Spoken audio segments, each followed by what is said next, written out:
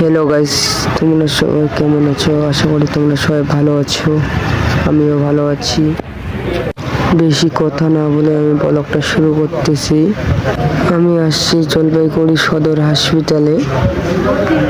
এখন বাজে রাতের 1টা।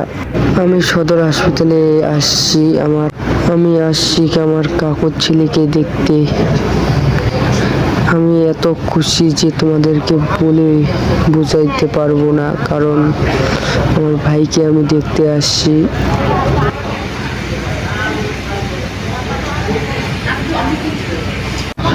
এখানটায় মামা আর কাকু শুয়ে আছে আর আমি বসে আছি।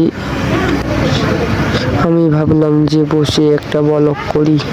আমি ভাবলাম যে তোমাদের সাথে এই খুশিটা শেয়ার করি, তার জন্য একটা ছোট মোটো ব্লগ করলাম।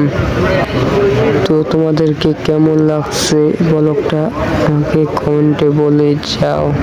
ভালো লাগলে লাইক শেয়ার কমেন্ট করবে। অনেক অনেক ধন্যবাদ।